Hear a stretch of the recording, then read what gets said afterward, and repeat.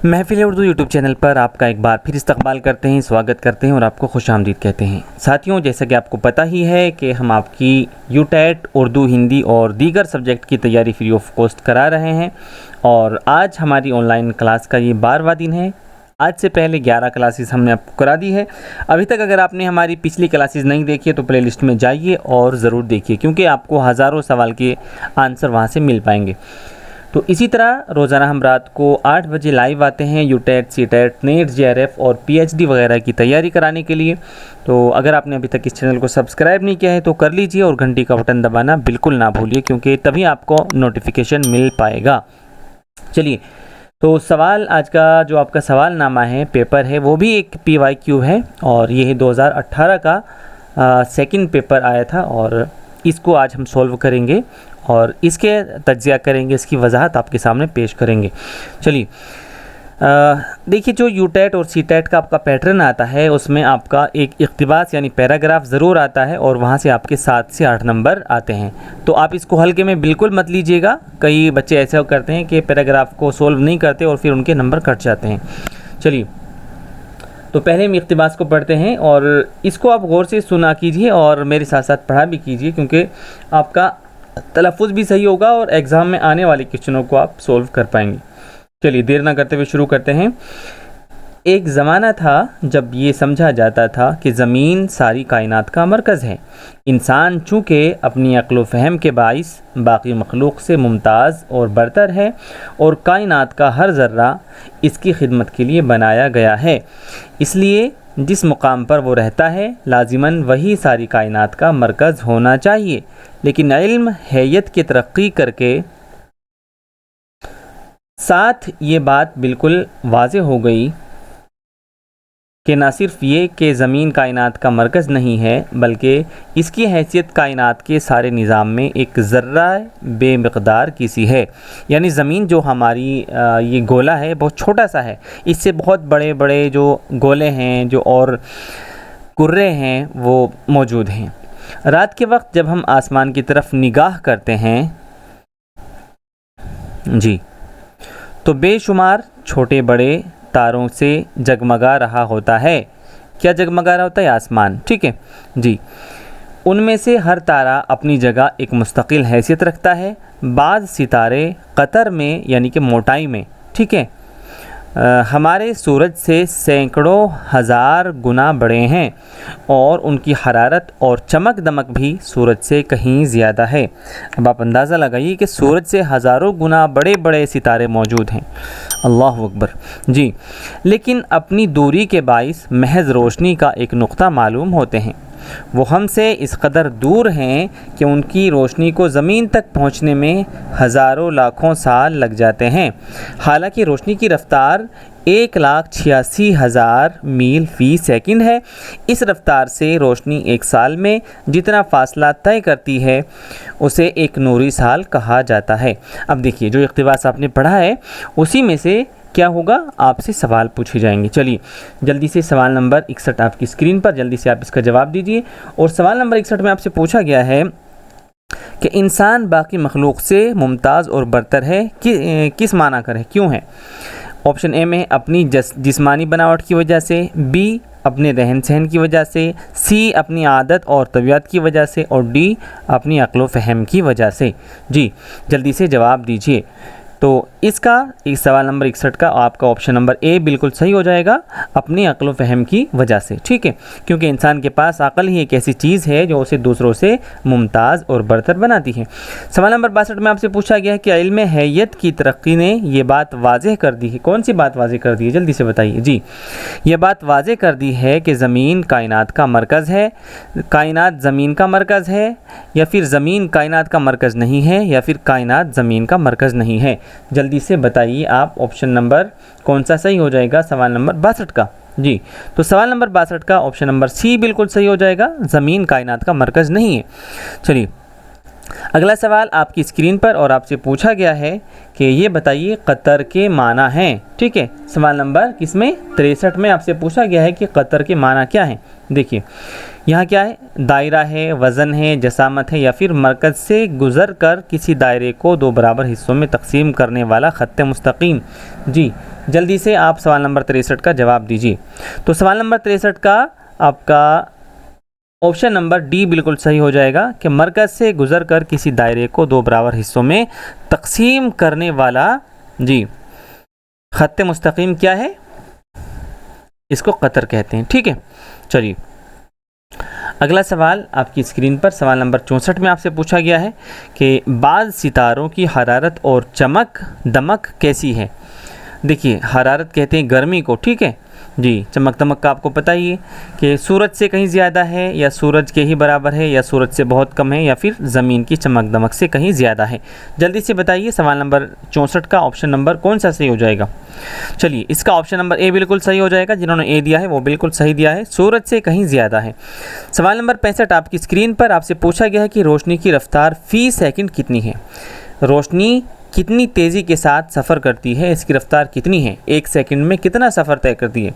1,68,000 मील, 1,86,000 मील, 18,06,000 मील या फिर 18,600 मील। जल्दी से बताइए। तो आपका सवाल नंबर 65 का ऑप्शन नंबर बी बिल्कुल सही हो जाएगा, 1,86,000 मील। ठीक है, तो ये सवाल जो आपका है वो जीके का भी सवाल है और कई बार जीके में भी आपसे पूछ लिया जाता है। चलिए सवाल नंबर 66 में आपसे पूछा गया है कि एक नूरी साल से क्या मुराद है। एक नूरी साल से क्या मुराद है। ऑप्शन आपके पास 4 हैं। ए में सूरज से पूरे साल मिलने वाला नूर, बी में है रोशनी को सूरज से ज़मीन तक पहुंचने में तय की गई दूरी, और सी में है रोशनी की रफ्तार से एक साल में तय किया गया फ़ासला, और डी में है किसी फ़ासले को तय करने के लिए जी एक साल में दरकार रोशनी। जी जल्दी से बताइए क्या इसका सही ऑप्शन हो जाएगा।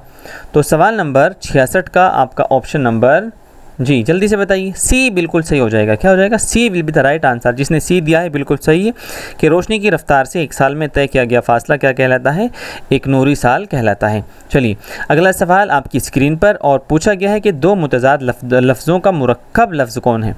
मुतज़ाद किसको कहते हैं, विलोम को कहते हैं। किसको कहते हैं, जल्दी से बताइए। विलोम शब्द को क्या कहते हैं, मुतज़ाद कहते हैं। अक्ल व फ़हम, छोटे बड़े, भारी भरकम, चमक दमक। जल्दी से बताइए इनमें से विलोम शब्द कौन से हैं। देखिए अक्ल व फ़हम तो एक ही बात होती है, ठीक है, और छोटे बड़े ये क्या हो जाएगा, ये आपका बिल्कुल सही हो जाएगा ऑप्शन नंबर बी, यानी कि मुतज़ाद यही है। अच्छा भारी भरकम भी एक ही है और चमक दमक भी एक ही है। अब मुझे आप ये बताइए कि जो उल्टे होते हैं उनको तो मुतज़ाद कहते हैं, लेकिन जो पर्यायवाची होते हैं क्या होते हैं, पर्यायवाची। ठीक है, जो पर्यायवाची होते हैं उनको क्या कहते हैं उर्दू में। जी चलिए बताइए जल्दी से अगर आपको पता है तो। उनको कहते हैं मुतरादिफ। क्या कहते हैं, मुतरादिफ। ठीक है जी, मुतरादिफ कहते हैं पर्यायवाची को और मुतज़ाद कहते हैं विलोम को। चलिए अगला सवाल आपकी स्क्रीन पर सवाल नंबर 68 आपसे पूछा गया कि नूरी, दूरी और सूरज में वाव का इस्तेमाल बतौर किसके हुआ है। वाव अतफ़ हुआ है, वाव मादुला हुआ है, वाव मजहूल हुआ है या वाव मारूफ हुआ है। ये सवाल हमने परसों की क्लास में भी आपको कराया था अगर आपको याद हो। वाव की कई सारी हमने किस्में बताई थी आपको। ठीक है चलिए बताइए जल्दी से। तो सवाल नंबर 68 का आपका ऑप्शन नंबर डी बिल्कुल सही हो जाएगा, वाव मारूफ। ठीक है, अब देखिए वाव मारूफ समझ लीजिए किसको कहते हैं। वाव मारूफ आपका किसका साउंड देता है, बड़े ऊ की। किसकी, बड़े ऊ की साउंड देता है। ठीक है, क्यों, क्योंकि देखिए जब हम नूरी लिखते हैं ना, नूरी, तो नूरी में क्या होता है, बड़े ओ की मात्रा लगती है। ठीक है, अच्छा दूरी में भी बड़े ओ की मात्रा लगती है, लग रही ना, और सूरज में भी बड़े ओ की मात्रा लगती है। तो आप देख लीजिए हिंदी में जो बड़े ओ की मात्रा का साउंड देता है वो वाव मारूफ है। वाव मजहूल किसको कहते हैं, वाव मजहूल वो होता है जो ओ की मात्रा का आवाज़ देता है। जैसे अगर हम कहें चोर, तो चोर में जो वाव आएगी, चोर में जो वाव आएगी आपकी वो क्या होगी, वाव मजहूल होगी। ठीक है, मोर अगर हम यहाँ लिखते हैं, मोर हमने लिखा और मोर में जो वाव आएगी वो आपकी वाव मजहूल की जी मिसाल हो जाएगी। अच्छा वाव मादुला किसको कहते हैं, वाव मादुला कहते हैं जो वाव लिखी जाती है लेकिन पढ़ी नहीं जाती। जैसे आपने लिखा ख्वाब, क्या लिखा आपने, ख्वाब, लेकिन पढ़ा क्या जाएगा, ख्वाब पढ़ा जाएगा। ठीक है, तो इसमें जो वाव आई है वो वाव मादुला है। ठीक है, चलिए अगर आपने लिखा, अच्छा वाव अत्फ को भी समझ लीजिए कि क्या किसको कहते हैं। जब कोई वाव अपने से अगले और पिछले वाले को जोड़ने का काम करती है तो उसको वाव अत्फ कहते हैं। जैसे दूरो पास, ठीक है, दूरो पास यानी कि दूर और पास। तो ये किसकी मिसाल हो गई, ये वाली वाव, ये होगी वाव अत्फ की मिसाल। चलिए देखिए, यहाँ से आपने सारी वाव के बारे में समझ लिया। उम्मीद करते हैं कि कभी भी आपके सामने ये सवाल आएगा तो आप इसको छोड़ेंगे नहीं, आप इसको हल करके ही मानेंगे। चलिए अब सवाल नंबर 69 से 75 तक के जो सवाल आपके हैं वो आपकी स्क्रीन पर, और वो मुख्तलिफ़ किस्म के सवाल हैं, उनके भी जवाब जल्दी से आप दीजिए। तो सवाल नंबर 69 में आपसे पूछा गया है कि दर्ज झेल मिसरे में लफ्ज़ों की सही तरतीब क्या है। चलिए ऑप्शन ए में आपके पास हिंदी है हम वतन है हिंदोस्तां हमारा, बी में हिंदी है वतन हिंदोस्तां हमारा, और सी में है हिंदी हम वतन है हिंदोस्तां हमारा, और डी में है हम वतन है हिंदी है हिंदोस्तां हमारा। अब देखिए, आपने एक तराना सुना होगा रोज़ाना स्कूलों में, और बहुत सारी जगह ये पढ़ा जाता है। क्या पढ़ा जाता है? सारे जहां से अच्छा हिंदोस्तां हमारा। सुना है कभी? सारे जहां से अच्छा, जी, सारे जहां से अच्छा हिंदोस्तां हमारा। सुना है आपने तराना? जी, हम बुलबुले हैं इसके ये गुलसिता हमारा। तो इसी में एक मिसरा आता है, हिंदी है हम वतन है हिंदोस्तां हमारा। ठीक है, तो इसकी कौन सी तरतीब सही हो जाएगी? 69 की, जल्दी से बताइए। तो 69 का A will be the right answer, A बिल्कुल सही आपका हो जाएगा। चलिए अगला सवाल, सवाल नंबर 70 आपकी स्क्रीन पर, और आपसे पूछा गया है कि का, के, की, को, से, पर तक, में वगैरह किसकी मिसालें हैं। ठीक है, किसकी मिसालें हैं? हुरूफ अतफ़ की मिसालें हैं, इजाफ़त की मिसालें हैं, हुरूफ रब्त की मिसालें हैं, या फिर से मुज़क्कर और मुअन्नस लफ्ज़ों को पहचानने में मदद मिलती है। सवाल नंबर 70 का जल्दी से बताइए। ये सवाल बहुत ये VVIP आप इसको समझ लीजिए। क्या समझेंगे? VVIP। ठीक है, वेरी वेरी इंपॉर्टेंट क्वेश्चन है ये। ठीक है, चलिए बताइए जल्दी से 70 का क्या हो जाएगा। तो 70 का हो जाएगा हुरूफ रब्त की मिसाल। अब देखिए, रब्त किसको कहते हैं?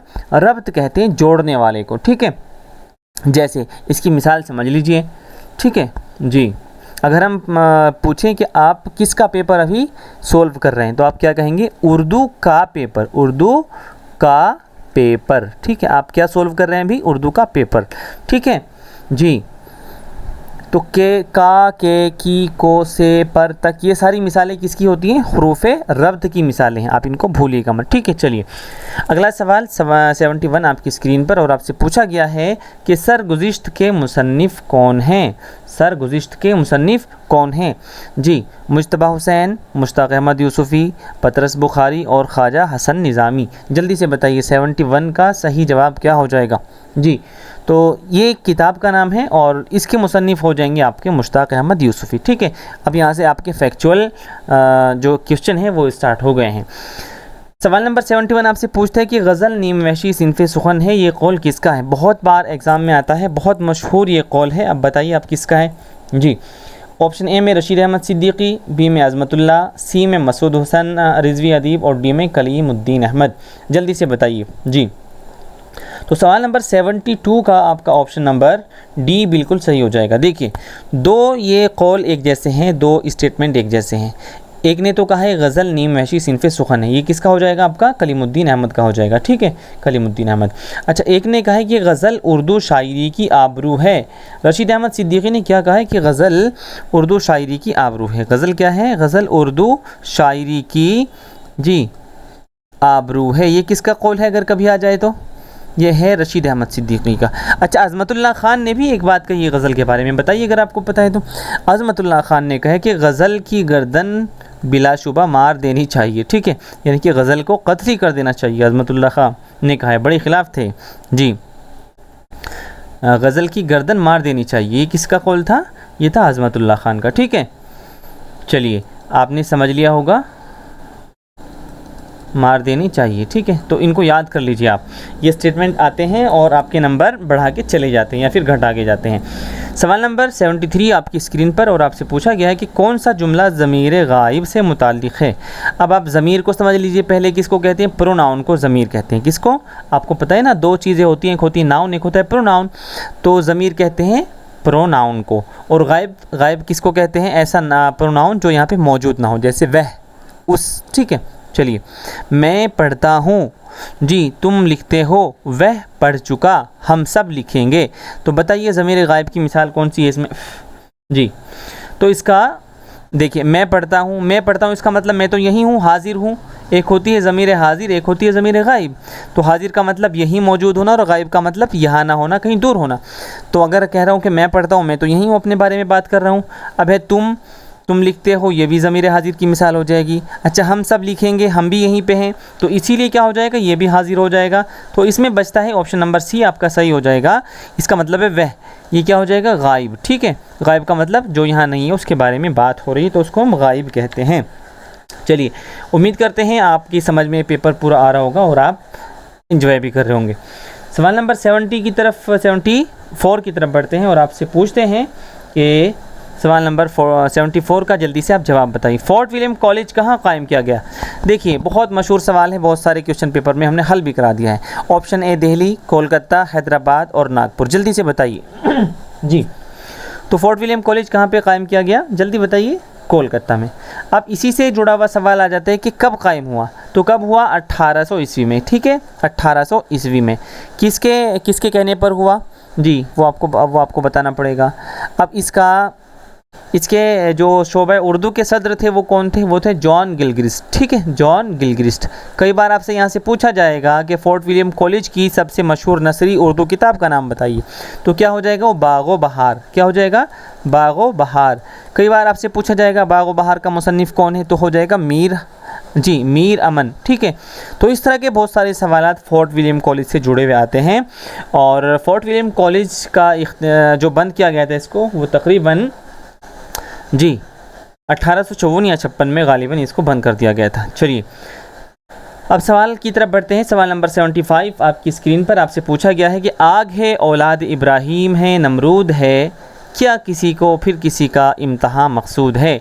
इस शेर में कौन सी सिनत इस्तेमाल की गई है? आपके पास ऑप्शन 4 हैं, सिनत तलमीह, सिनत तज़ाद, सिनत लफ़ुन नश्र, ठीक है, सिनत हुस्न तालील। जी, जल्दी से बताइए। अब देखिए कौन सी है, जल्दी बताइए। इसके बारे में भी हम काफ़ी तफसील से चर्चा कर चुके हैं। तो यहाँ पर आपका ऑप्शन नंबर जी, जल्दी बताइए। ऑप्शन नंबर ए बिल्कुल आपका सही हो जाएगा 75 का। अब देखिए, सिनत तलमीह किसको कहते हैं? जब किसी शेर में कोई तारीख़ी बात कही जाए या किसी तारीख़ी वाक़ये की तरफ इशारा किया जाए तो वो सिनत तलमीह कहलाती है। अब कैसे समझेंगे? देखिए, यहाँ पे क्या बात हो रही है? आग है, औलाद इब्राहीम है, नमरूद है, क्या किसी को फिर किसी का इम्तहान मकसूद है। यहाँ उस वाक़ये की तरफ इशारा किया जा रहा है जब नमरूद ने हज़रत इब्राहीम अलैहिस्सलाम को आग में डाला था। ठीक है, तो एक तारीख़ी बात है। तो इसी तरह जी, सिनत तज़ाद किसको कहते हैं? जिसमें विलोम शब्द आए, जैसे आगे पीछे, ऊपर नीचे। ठीक है, अगर किसी शहर में ऐसी चीज़ें आ रही तो वो क्या हो जाएगा? तज़ाद हो जाएगा। सिनत लफ़ो नस्र किसको कहते हैं? लफ़ो नस्र कहते हैं जब एक शहर के एक मिसरे में किसी एक बात को कही जाए और फिर उसी बात को दूसरे उसमें मिसरे में भी खोल कर तफसील से बयान किया जाए। ठीक है, तो हुस्न तालील किसको कहते हैं? हुस्न तालील उसको कहते हैं कि जब किसी शहर में किसी बात के होने की कोई ऐसी दलील दी जाए, कोई ऐसा लॉजिक बयान किया जाए जो एक्चुअल में नहीं होता है। ठीक है, तो ये चारों को हमने यहाँ पे क्लैरिफाई कर दिया है। चलिए, जल्दी से आगे बढ़ते हैं सवाल नंबर जी 76 की तरफ। ये भी आपका एक इक़्तिबास है और इसको भी आपको पढ़ना पड़ेगा, उसके बाद आप जी यहाँ से सवाल आपके अपने हल कर सकते हैं। तो जल्दी से पढ़ लेते हैं इसको कि जिल्द हमारे जिस्म का कुदरती लिबास है, ये हमारे जिस्म को बाहर की गंदगी से बचाती है। जिल्द की 2 परतें होती हैं, एक बैरूनी परत यानी वो हिस्सा जो हमें नज़र आता है, उसमें रगें होती हैं। ठीक है, नस जिसको कहते हैं। जब तक ये सही व सालिम रहती है, जिस्म में जरासीम दाखिल नहीं हो पाते। जिल्द कहीं मोटी होती है, कहीं पतली। जिस्म के जो हिस्से ज़्यादा इस्तेमाल होते हैं जैसे तलवे और हथेली, उनमें जिल्द मोटी भी होती है और सख्त भी। मुसलसल इस्तेमाल से जिल्द की बैरूनी परत घिसती रहती है और जो बैरूनी परत के नीचे होती है ये रेशों से बनी हुई होती है। उसमें रगें होती हैं जिनमें खून गर्दिश करता रहता है। इसी परत के नीचे गदूद होते हैं। जिल्द हमारे जिस्म पर गिलाफ की तरह तनी हुई है, इसमें बारीक बारीक सुराख होते हैं, इन्हें मसाम कहते हैं। इन्हीं से पसीना खारिज होता है। गर्मी के मौसम में हमारे जिस्म से पसीना ज़्यादा खारिज होता है। जिस्मानी मेहनत करने, खेलने कूदने वर्जिश करने से भी पसीना खूब निकलता है। पसीने के ज़रिए जिस्म के बहुत से गंदे और फाजिल मादे खारिज हो जाते हैं। ये था आपका इक़्तिबास और अब इसी से ही आपके आने वाले हैं सवालात। जी, तो चलिए आपकी स्क्रीन पर सबसे पहला सवाल है 76। जिल्द हमारे जिस्म का क्या होता है? कीमती लिबास है, कुदरती लिबास, ज़ाहिरी या फिर ऊपरी? जल्दी से बताइए पैराग्राफ के अकॉर्डिंग क्या कहा गया है। देखिए क्या सबसे ऊपरी लाइन में देख लीजिए यहाँ क्या है, जिल्द हमारे जिस्म का कुदरती लिबास है। तो कुदरती कहाँ है? ऑप्शन नंबर बी में, तो बी सही हो जाएगा। 76 का B will be the right answer. 77 की तरफ बढ़ते हैं। पूछा गया जिल्द हमारे जिस्म को बचाती है अंदरूनी गंदगी से, कभी बाहरी गंदगी से और कभी अंदरूनी से, बाहर की गंदगी से या फिर अंदरूनी चोट और टूट फूट से, तलवे और हथेली की जिल्द। जी चलिए जल्दी से बताइए। सवाल नंबर 77 का आपका सी बिल्कुल सही हो जाएगा। जिसने सी दिया है वो बिल्कुल सही है। तो बाहर की गंदगी से हमारे जिस्म को कौन बचाती है? जिल्द बचाती है। चलिए सवाल नंबर 78 आपसे पूछा गया तलवे और हथेली की जिल्द कैसी होती है? मोटी और नरम होती है, पतली और सख्त होती है, नरम और पतली, मोटी और सख्त होती है, कैसी होती है? जल्दी से आप बताइए। तो 78 का आपका डी बिल्कुल सही हो जाएगा। डी यानी मोटी और सख्त, किसकी? तलवे और हथेली की। चलिए 79 आपकी स्क्रीन पर, जिल्द की अंदरूनी परत रेशों से बनी होती है, पट्ठों से बनी होती है, चर्बी से, या फिर परत में रगों का जाल बिछा होता है? जल्दी से बताइए। सवाल नंबर 79 का ए आपका ऑप्शन बिल्कुल सही हो जाएगा, यानी रेशों से बनी होती है। चलिए अब आपकी स्क्रीन पर सवाल नंबर 80 और पूछा गया आपसे पसीने के गदूद होते हैं। क्या पूछा गया है? पसीने के गदूद होते हैं बैरूनी परत के ऊपर, बैरूनी परत के नीचे, अंदरूनी परत के नीचे या फिर बैरूनी और अंदरूनी परतों के दरमियान? जल्दी से बताइए। तो सवाल नंबर 80 का आपका सी बिल्कुल सही उत्तर हो जाएगा। जल्दी से आगे बढ़ते हैं। 81 में आपसे पूछा गया है हमारे जिस्म से पसीना ज़्यादा खारिज होता है, कब होता है? ऑप्शन ए में है गर्मी का मौसम, ऑप्शन बी में है वर्जिश और जिस्मानी मेहनत करने से, खेलने कूदने से, या ऊपर लिखी गई सभी बातें दुरुस्त हैं। देखिए सवाल नंबर 81 का आपका डी बिल्कुल सही हो जाएगा, क्योंकि जी गर्मी के मौसम में भी ज़्यादा पसीना आता है, वर्जिश करने से भी और खेलने कूदने से भी। ठीक है, चलिए सवाल नंबर 82 में आपसे पूछा गया है कि बैरूनी और अंदरूनी, मोटी पतली, नरम सख्त वगैरह अल्फाज आपस में क्या हैं? देखिए यहाँ पे क्या हो रहा है, बैरूनी और अंदरूनी, बैरूनी कहते हैं बाहर को और अंदरूनी कहते हैं अंदर को। तो अंदर बाहर जब आएगा तो क्या हो जाएगा? विलोम हो जाएगा। क्या हो जाएगा? विलोम। ठीक है, देखो यहाँ पे मुतजाद है कहीं? जी देखिए मुतजाद है कहीं? ये रहा। तो ऑप्शन नंबर ए बिल्कुल सही हो जाएगा 82 का। तो ये क्या है? मुतजाद है। चलिए अगला सवाल आपकी स्क्रीन पर, सवाल नंबर 83 और आपसे पूछा गया है कि मसाम की जमा क्या है? मसाम की जमा क्या है? जल्दी से बताइए। यानी कि बहुवचन क्या है? जमा कहते हैं बहुवचन को।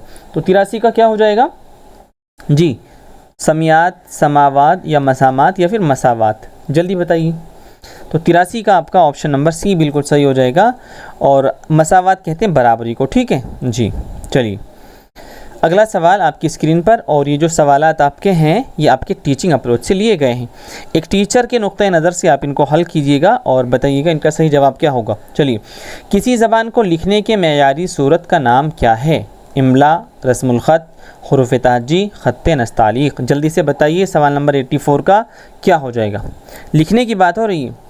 चलिए इसका सही जवाब हो जाएगा रस्मुल ख़त, यानी कि किसी भी ज़बान को लिखने की जो मेयारी सूरत होती है उसको हम उसकी लिपि कहते हैं, उसका रस्मुल ख़त कहते हैं। अब आप मुझे ये बताइए कि उर्दू कौन सी रस्मुल ख़त में लिखी जाती है? जैसे हिंदी किस में लिखी जाती है? देवनागरी में। देवनागरी में क्या लिखी जाती है? हिंदी लिखी जाती है। और इंग्लिश किस में लिखी जाती है? रोमन में लिखी जाती है, रोमन में। और उर्दू बताइए किस में लिखी जाती है? तो बच्चों उर्दू लिखी जाती है नस्तालीक़ में। किस में? नस्तालीक़। ठीक है, ये वाला दिख रहा है आपको? नस्तालीक़ लिपि में क्या लिखा जाता है? उर्दू लिखा जाता है। और ये जो रस्मुल ख़त है वो दो शब्दों से मिलकर बना है। एक था नस्ख़ और दूसरा था तालीक़, तो उनसे मिला के नस्तालीक़ बन गया। चलिए सवाल नंबर 85 आपकी स्क्रीन पर पूछा जा रहा है कि हर ज़बान के रस्म ख़त हैं जी बताइए जल्दी से। ऑप्शन ए में मसवी, मुसम्मती और शम्सी हरूफ होते हैं, सिर्फ मुसम्मती और कमरी हरूफ होते हैं, सिर्फ मुसव्वती और शम्सी हरूफ होते हैं, मुसव्वती और मुसम्मती हरूफ होते हैं। तो सवाल नंबर 85 का आपका ऑप्शन नंबर डी बिल्कुल सही हो जाएगा। मुसव्वती और मुसम्मती किसको कहते हैं? वॉवेल्स और कॉन्सोनेंट को। ठीक है, चलिए अगला सवाल आपकी स्क्रीन पर, सवाल नंबर 86। सिर्फ 5 सवाल आपके बाकी बचे हैं, जल्दी से इनको देख लीजिए। क़वाइद की तदरीस का क्या मकसद है? क़वाइद किस लिए हम पढ़ाते हैं? तो क़वाइद की तदरीस का मतलब मकसद क्या है? तलबा के ज़ख़ीरे अल्फाज में इजाफ़ा करना, नस्र और नज़्म की तदरीस में फ़र्क करना, या फिर तलबा को ज़बान की बारीकियों और नज़ाकतों से वाकिफ़ करना, या फिर खेल खेल में ज़बान सिखाना। जल्दी से बताइए। सवाल नंबर 86 का पहले भी ये सवाल आ चुका है, तो इसका ऑप्शन नंबर सी बिल्कुल सही हो जाएगा। जी अगला सवाल आगे बढ़ते हैं। सवाल नंबर 87 आपकी स्क्रीन पर, और आपसे पूछा गया है कि छठी जमात के तालिब इल्मों के लिए कहानियाँ और नज़मों पर मुश्तमिल किताब के इंतखाब के लिए आप ज़ेल में दर्ज किस बात पर खुसूसी तवज्जो देंगे? ध्यान दीजिए, छठी जमात के तालिब इल्मों के लिए कहानियों और नज़मों पर मुश्तमिल किताबों के इंतखाब के लिए आप ज़ेल में दर्ज किस बात पर खुसूसी तवज्जो देंगे? जल्दी से बताइए। किताबों में रंगीन तस्वीर होनी चाहिए, किताबें अखलाक़ी और अक़दार से पुर होनी चाहिए, या सफ़हात की तादाद कम होनी चाहिए, किताबें तालिब इल्मों की नफ्सियात और उनकी ज़बानदानी के मुताबिक होनी चाहिए। जल्दी से बताइए ऑप्शन क्या सही इसका हो जाएगा? सवाल नंबर 87 का कौन सा ऑप्शन सही हो जाएगा? जल्दी से बताइए। तो ऑप्शन नंबर डी बिल्कुल सही हो जाएगा, जिन्होंने डी दिया है, यानी कि किताबें ऐसी होनी चाहिए जो तालिब इल्मों की किसको, साइकोलॉजी को और उनकी जो फ़हम है उसके मुताबिक हो। चलिए अगले सवाल की तरफ बढ़ते हैं। सवाल नंबर 88 आपकी स्क्रीन पर, और पूछा जा रहा है कि ज़ुलेखा अक्सर अपनी कापी में कुछ ना कुछ लिखती रहती है। ज़बान के एक उस्ताद की हैसियत से आपका क्या रद्द-ए-अमल होगा? बताइए। ज़ुलेखा को ऐसा करने से मना करेंगे? ये तो नहीं होगा। ज़ुलेखा को कुछ ना कुछ करने की आदत है, इस पर ध्यान देने की ज़रूरत नहीं है। ज़ुलेखा को कोई बीमारी है जिसका इलाज कराने की ज़रूरत है, ये भी नहीं होगा और ये भी नहीं होगा। तो कौन सा होगा? डी इसका बिल्कुल ऑप्शन सही हो जाएगा। 88 का डी बिल्कुल सही हो जाएगा। क्यों? क्योंकि ज़ुलेखा अपने अंदर छुपी हुई सलाहियत का इजहार करना चाहती है, आप उसकी हौसला अफजाई करेंगे। चलिए सेकंड लास्ट सवाल आपकी स्क्रीन पर, पूछा गया है कि हक़ तालीम क़ानून यानी RTE 2009 में मुफ्त और लाजमी तालीम का इख्तियार है। देखिए RTE 2009 का ज़िक्र बहुत जगह आता है और इसके बारे में आपको पता होना चाहिए कि इसमें क्या ज़रूरी किया गया था। सभी बच्चों को दिया गया है जी। 6 से 14 साल के बच्चों को दिया गया, 6 से 18 साल के बच्चों को, 12 से 21 साल के बच्चों को इसका हक़ दिया गया है। जल्दी से बताइए। सवाल नंबर 89 का आपका ऑप्शन नंबर बी बिल्कुल सही हो जाएगा। जहाँ भी 6 से 14 साल के बच्चों का जिक्र आए, कितने? 6 से 14 साल के बच्चों का जहाँ भी जिक्र आए, तो समझ लीजिए कि RTE किसकी, RTE 2009 की बात हो रही है। और इसमें क्या था आपका? मुफ्त तालीम यानी कि फ्री एजुकेशन। चलिए 6 से 14 साल के बच्चों को फ्री एजुकेशन की बात की गई है, किसमें? RTE 2009 के अंदर। आज का आखिरी सवाल आपकी स्क्रीन पर, सवाल नंबर 90 आपसे पूछा गया है कि ज़बान में मुसलसल जायज़े का मकसद क्या है? ये मालूम करना कि तलबा दरसी कुतुब में क्या जानते हैं। ऑप्शन बी में ये पता लगाना कि तलबा ज़बान से मुताल्लिक़ किन मकासिद को हासिल नहीं कर सके। सी में ये पता लगाना कि ज़बान को आमोजिश में तलबा को किस तरह की मदद की ज़रूरत, यहाँ ज़बान की होना चाहिए, गलत लिखा इन्होंने, ज़बान की आमोजिश में तलबा को किस तरह की मदद की ज़रूरत है। और डी में ये पता लगाना कि तलबा ज़बान में क्या नहीं जानते। तो सवाल नंबर 90 का आपका क्या ऑप्शन हो जाएगा? ऑप्शन नंबर सी बिल्कुल सही हो जाएगा। जिसने सी दिया है वो सही है। ये पता लगाना कि ज़बान की आमोजिश में तलबा को किस तरह की मदद की ज़रूरत है। तो ये थे दोस्तों आज के आपके 30 सवालात। उम्मीद करते हैं कि आपको बहुत सारे सवालों का जवाब उनका भी मिला है जो आपके क्वेश्चन पेपर में नहीं थे। तो अभी तक अगर आपने इस चैनल को सब्सक्राइब नहीं किया है तो ज़रूर कर लीजिए, और पिछले जो हमारे 11 असबाक हो चुके हैं उनको ज़रूर जा कर के आप देखिएगा, क्योंकि वहाँ हमने तकरीबन हज़ारों सवाल के आपके जवाबात दे दिए हैं। चलिए।